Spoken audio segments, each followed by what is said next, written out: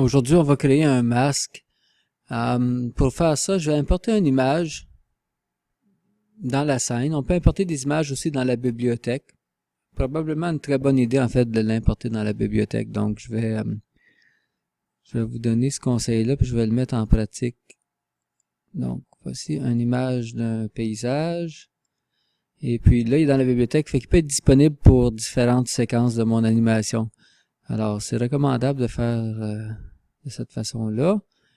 Je vais agrandir l'image en gardant les proportions. Si tu pèses sur Shift, il va garder les proportions hauteur, largeur.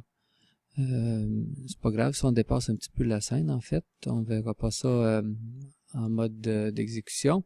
Quand on va le visionner dans le Output window. Et puis maintenant, ça c'est sur une calque. Je vais barrer ça. Pour faire un masque, le concept c'est de prendre une forme quelconque et puis la mettre sur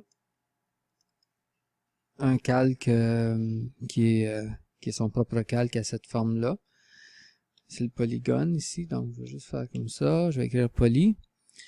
Et puis, je la positionne en quelque part. Puis là, je peux donner une trajectoire à cette forme-là qui va devenir un masque qui est pas encore un masque. Donc, je vais juste faire interpolation de mouvement.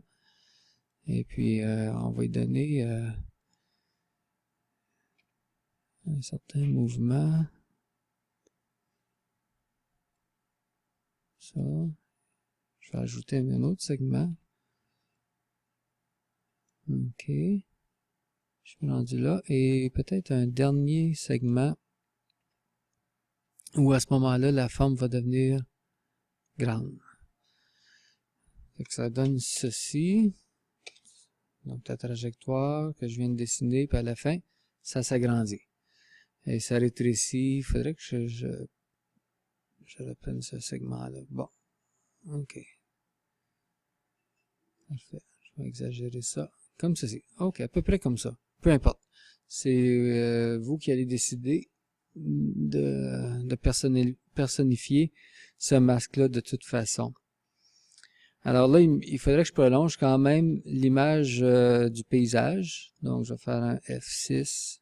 Alors là, c'est pas très beau parce qu'on voit une forme qui se promène par-dessus un paysage.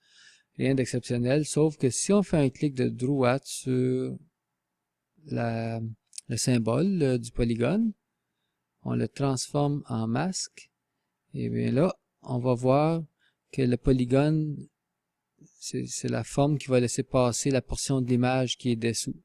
Donc, pour attirer l'attention sur une partie d'image, c'est intéressant d'utiliser cette stratégie-là, comme ceci.